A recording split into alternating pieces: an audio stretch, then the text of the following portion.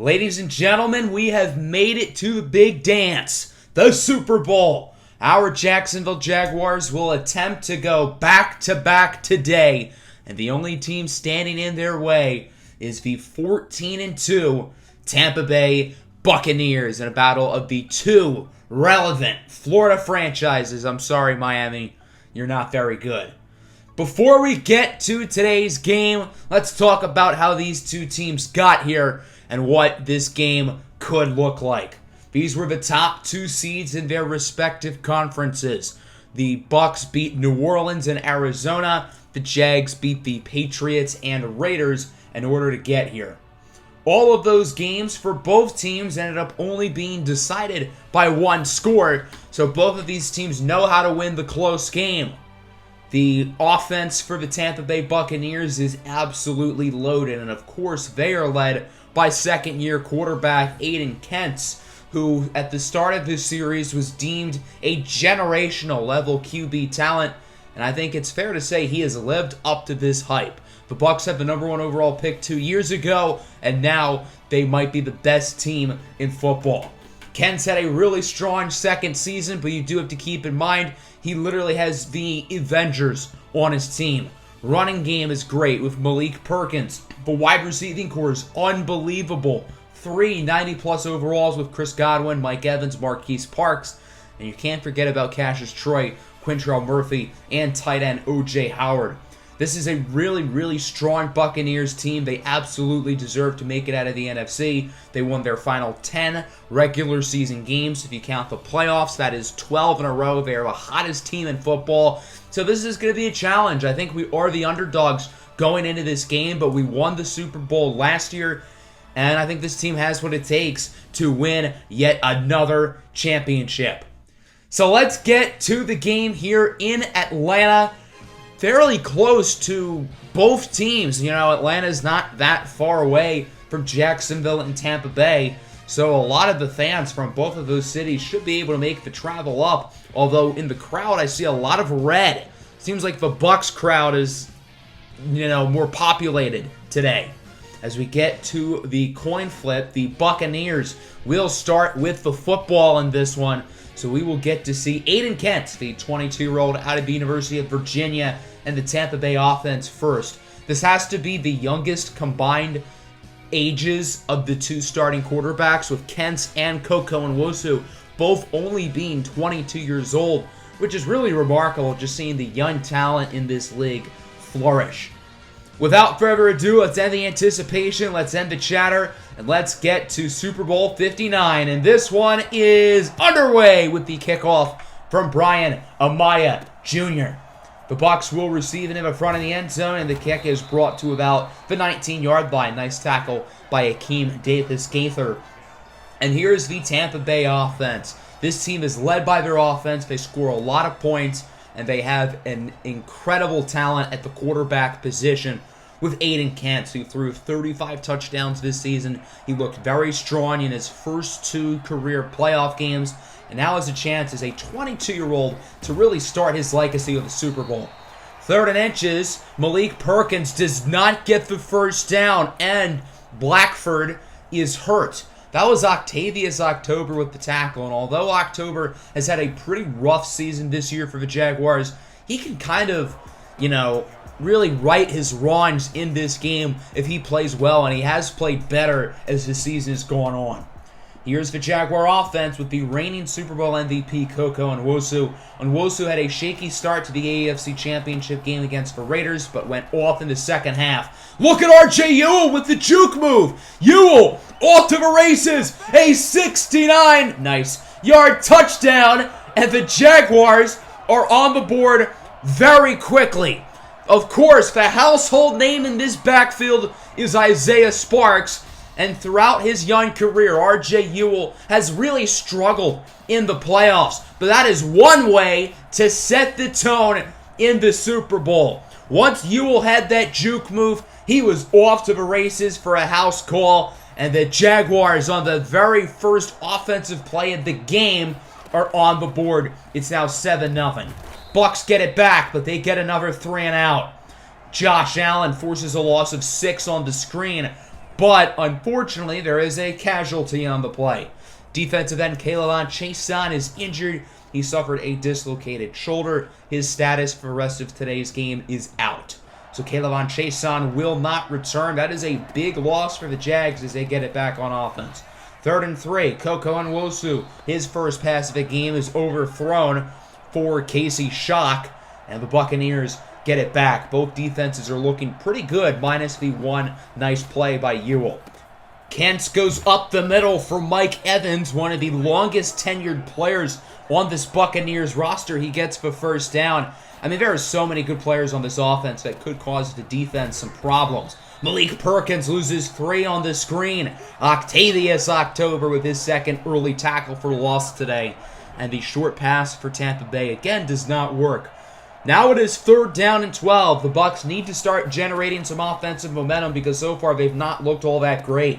There's a nice throw, though, for O.J. the Juice Man Howard, who gets about 20 yards, bringing it inside the 50 to the 46-yard line.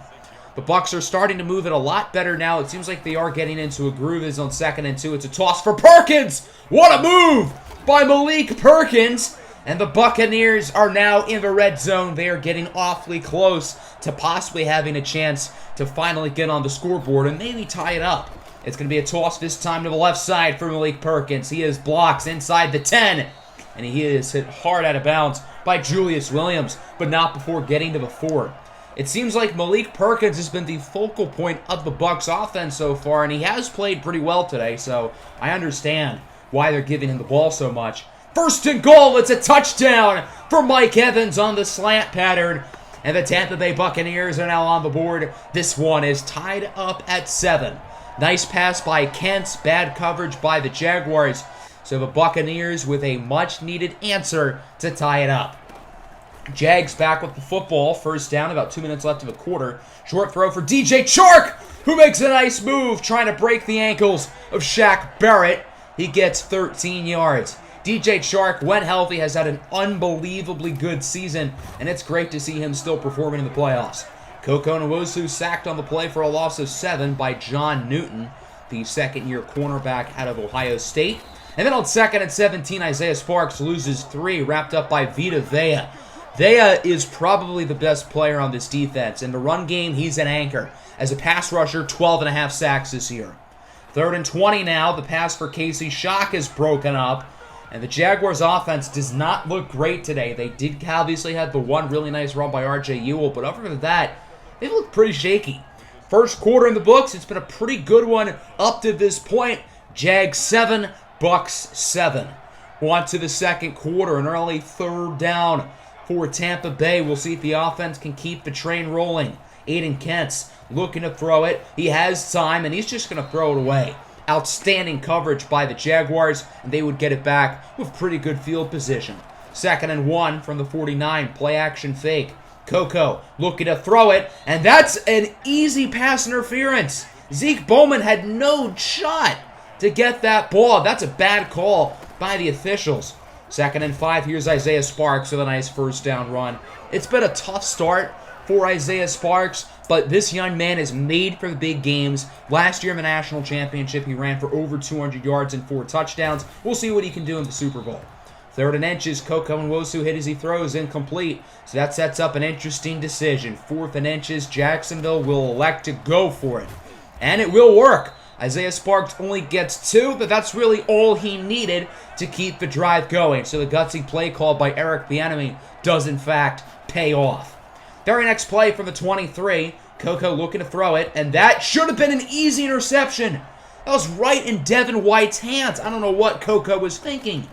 3rd and 5 now, Koko looking to throw it. He's going to go for the end zone again. Where's the pass interference? The defender was right in Dede Winter-Blossom's way, so another no call from the officials. And after all of that, the Jaguars are going to have to settle with the field goals. Volker Gentz would make it from 34 yards. Antoine Winfield Jr. of the Bucs got hurt on that play, but it's not a serious injury. He'll be fine to return shortly after. Let's see if the Buccos offense can get back on track here on 3rd and 7.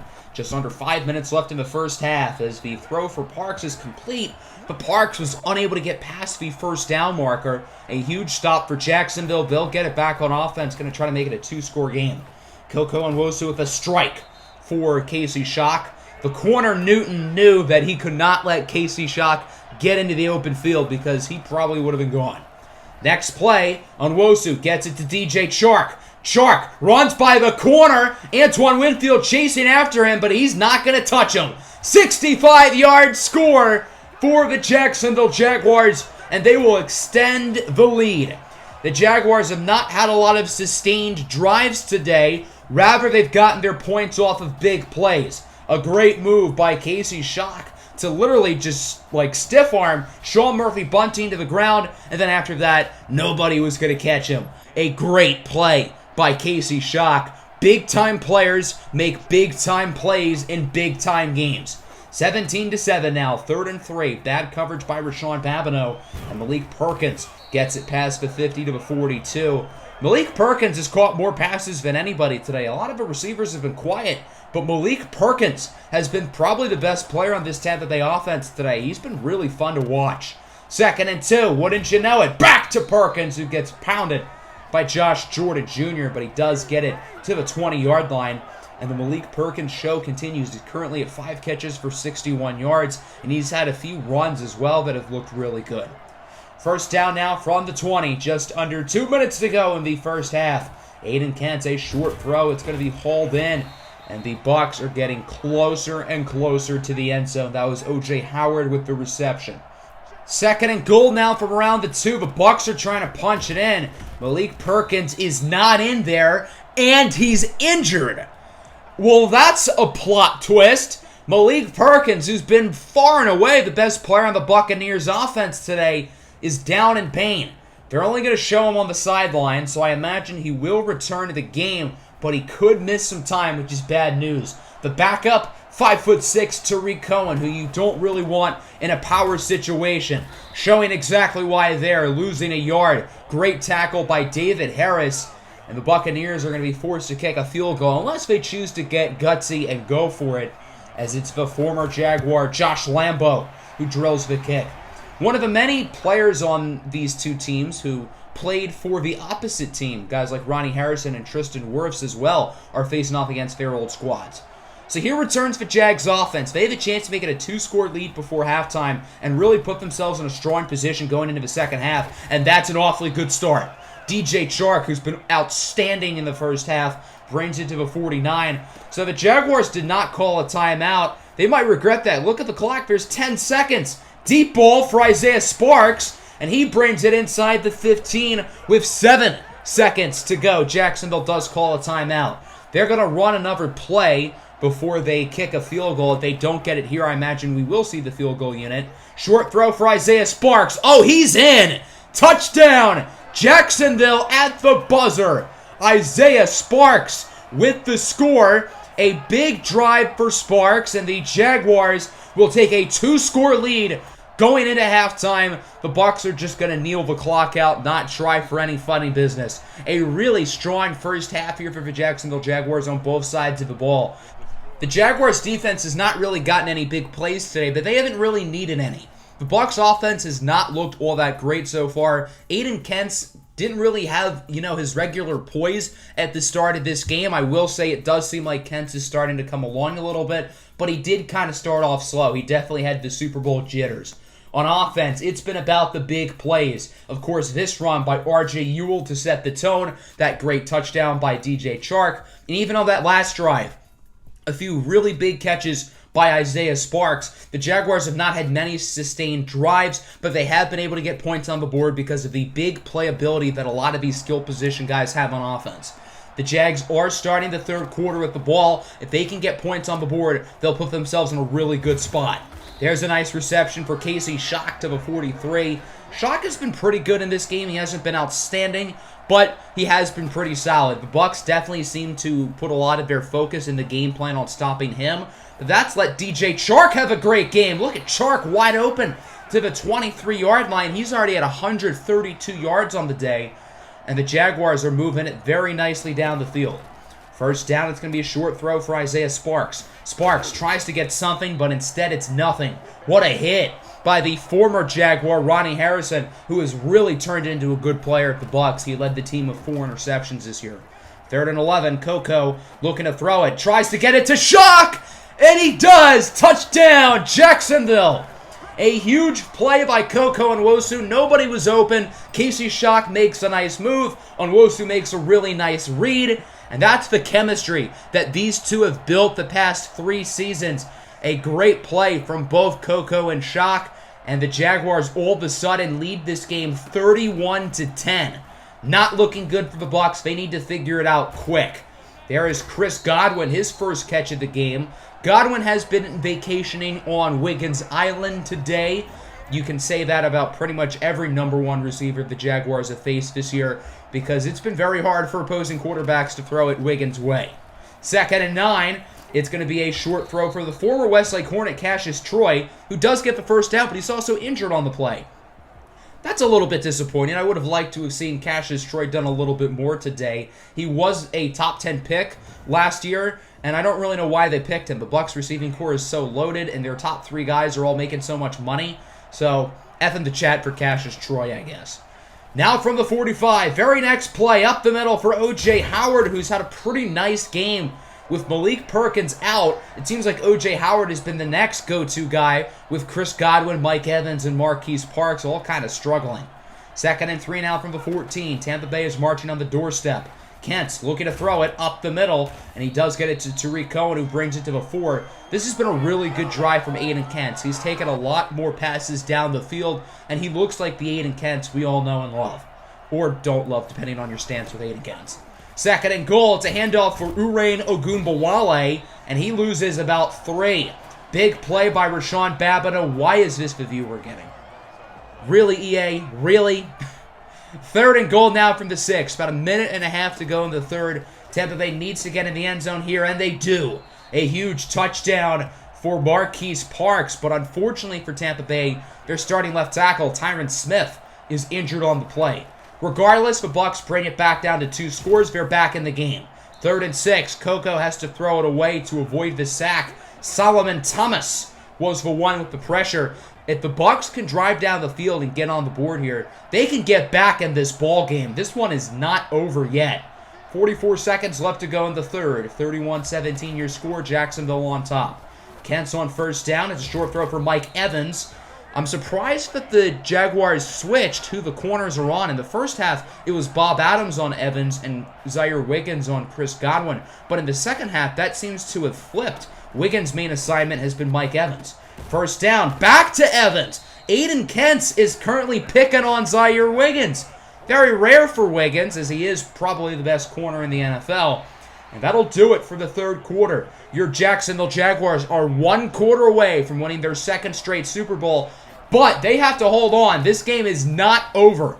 2nd and inches again to Mike Evans with Zaire Wiggins covering him. That was a pretty good play by Wiggins. I'm surprised Mike Evans held on to the ball, but it's Mike Evans. He doesn't drop too many passes. Very next play, now under 9 minutes to go. Kent's looking to throw it. He connects with Chris Godwin, who is wide open to the 10-yard line. And the Bucs get another injury. This time it's tackle Lucas Niang, who will be out for the game. The Bucs have really got hit hard by the injury bug today. The Jaguars, meanwhile, have been pretty lucky. Other than Kayla Chason, they've been pretty much fine. 2nd and goal. Short throw is going to be hauled in by Howard. And there you go. Now the Jags are getting hit by the injury bug. It's Josh Allen who is hurt. Allen will be fine. He suffered a minor injury. He should be able to return to the game. But before he does, the Jags are going to be without their 2 best pass rushers. 3rd and goal now from the 2. Can the Buccaneers punch it in? Kent to Evans. Touchdown, Tampa Bay. Aiden Kent with a strike for Mike Evans, his 2nd receiving touchdown of the game. The Bucs are not out of it.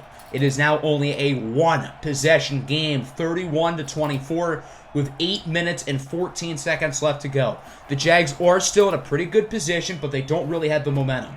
3rd and 4. They do not get the first down. Isaiah Sparks is wrapped up by the linebacker, Mason Mount. So the Buccaneers get another stop, and they have the shot to tie it on this possession. And time is not an issue. There's still 7 minutes left to go.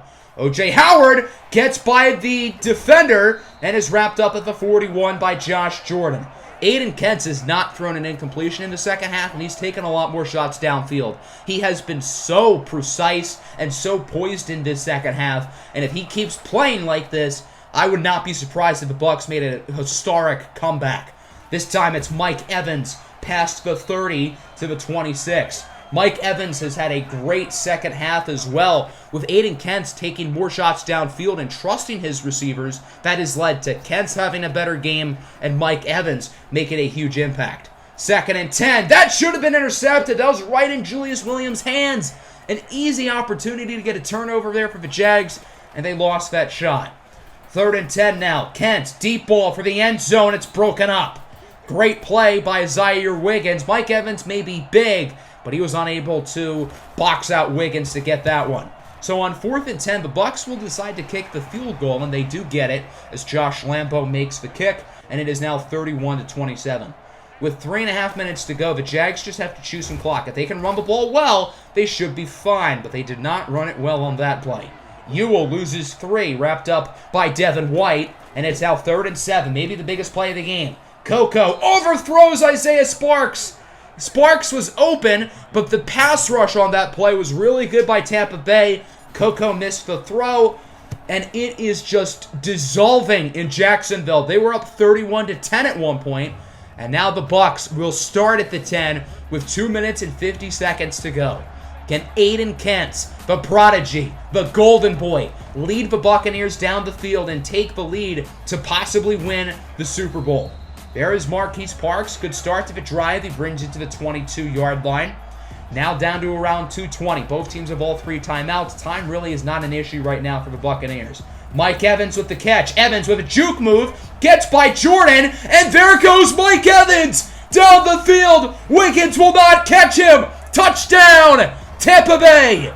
The Bucs with 24 unanswered points, and they will take the lead. A miraculous comeback led by the 22-year-old prodigy Aiden Kentz.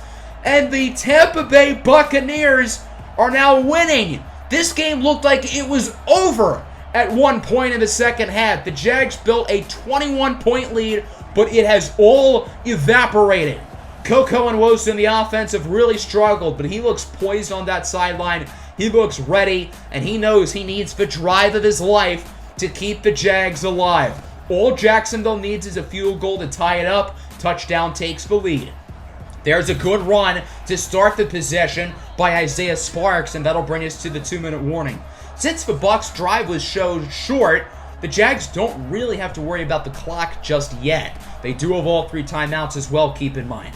Coco now looking to throw it. He connects with Isaiah Sparks, who gets it to around the 40. Quick tackle by Mount, but a good start to this drive for the Jags, and they're already just about in field goal range. Njoku drops such an easy pass that was right in his hands. That could have brought him inside the 20. Now, it's not all good for the Bucs on that play, as Vita Vea would suffer an injury. 2nd and 10 now. Another nice grab by Isaiah Sparks. We have a flag on the play. It's going to be a defensive pass interference, so it's only really a 1-yard difference. It doesn't really matter, but the Jags are going to take the extra yard because why not? Now from the 26, 1:21 to go. The Jags still have all 3 timeouts. Nwosu looking to throw it under a lot of pressure. He does the right thing by throwing it away and avoiding what could have been a catastrophic sack. 2nd and 10. We're now down to 1:16 left to go. Nwosu under more pressure. Quick throw for Casey Shock. Shock with a great move to get the first down. He fumbled it, but he was out of bounds, so he is able to retain possession. We're now down to 1:09 from the 15. The Jags are going to start to run the ball. They want to chip away at this clock, and that's going to be a face mask on Devin White. To be honest, it's a pretty smart call because it gets the Jags closer to the end zone, which means the Bucs are going to have more time to score than they would have had otherwise. So I really don't blame Devin White for that flag. 1st and goal. R.J. Ewell with a nice run. He brings it to the 1. And the Bucs choose not to call timeout. That doesn't really make sense. The Jags are going to chew clock. 2nd and goal. Coco doesn't know what to do. Looking for Sparks. Touchdown! Isaiah Sparks, the rookie, with the score. And the big-time kid steps up in the big game. A really nicely ran route. He was able to keep both feet in. You could tell Coco wanted to get Isaiah Sparks the ball there. So it is now 38-34, a game-winning drive from Coco and Wosu and company. And the Buccaneers only have 21 seconds to drive down the field. Field goal does nothing, by the way. They need a touchdown. Kent's going to go deep downfield for O.J. Howard. That's a quick start. He brings it inside the 40. And now a possible Hail Mary is a lot more doable. And Kent has a cannon of an arm. He's definitely going to get it there. First down now. They're going to run a screen, and Malik Perkins loses 4. Big play by Myles Jack. We're now down to 10 seconds. Tampa Bay down to 1 timeout. Flag on the line of scrimmage. It's going to be a false start against the Buccaneers. They're going to move back an additional 5 yards. It's the veteran guard, Ali Marpet, who is called for the penalty. 2nd and 19 now, 46-yard line. Under 6 seconds to go. Kentz throws it away. So now we're going to need a Hail Mary. For all the marbles, can Tampa Bay win on the Hail Mary, or can Jacksonville get the stop? This is it.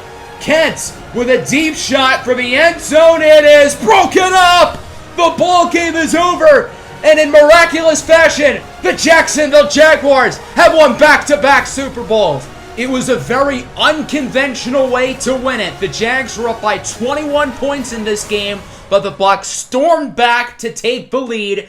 But Coco and Wosu had the drive of his life to lead the Jaguars down the field and lead them to their 2nd straight championship. We will do the Lombardi presentation now, and I will talk to you guys in a moment.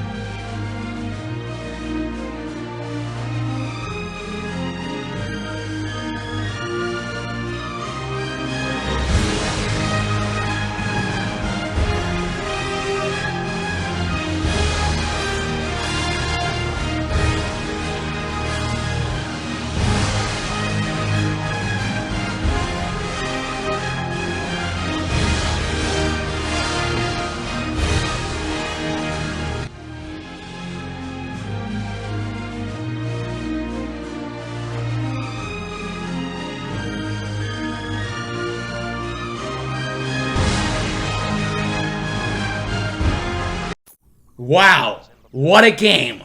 What a ride.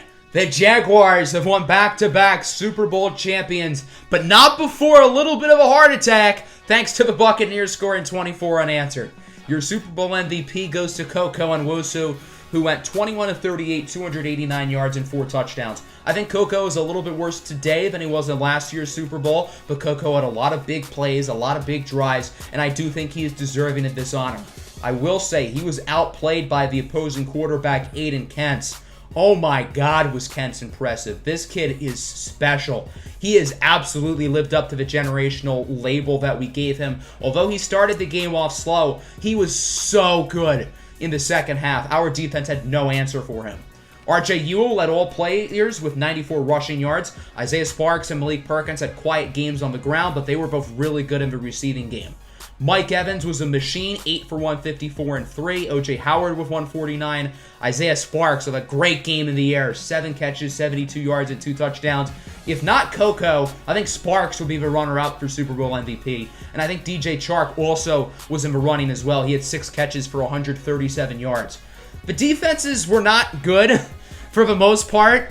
Our defense really struggled in the second half, especially no turnovers in this game, only 1 sack. This was a game about offense. This was a game about the 2 quarterbacks. This league is in great hands with 2 22-year-old quarterbacks with just an awesome performance from both of them in the Super Bowl. Here's a look at the season recap graphic. By the way, another Super Bowl championship, another Super Bowl MVP for Coco and Wosu. As you look at your players of the week, obviously Coco and Kentz. I don't really know how you can give it to anyone on defense, but whatever. So here's a look at the retirements. I figured I would show these. We did not have anybody on our team retire. The past 5 seasons with this team have been nothing short of a pleasure. It has been a blast building this team up from one of the more relevant franchises in the NFL to now a back-to-back Super Bowl champion with so many young, fun players on this team. This will not be the series finale. I'm not entirely sure what I'm going to do for the end of this series. By the time this video is uploaded, I have probably figured that out, but I'm recording this on Saturday, so I really have not decided what I am going to do yet, but I want to do something. I'm not going to do a traditional long-term sim because I want to keep this save file, and since this is an online franchise technically, I can't do that because I can't save it in multiple places. I don't know if that makes sense. I hope it does. But I do want to do something special for the series finale, and I'm going to figure out something that'll hopefully be out within the next couple of days, and then we will be preparing for Madden 22. Make sure to vote on the poll I posted a couple weeks ago on which team we should use. Hope everybody enjoyed. Peace out.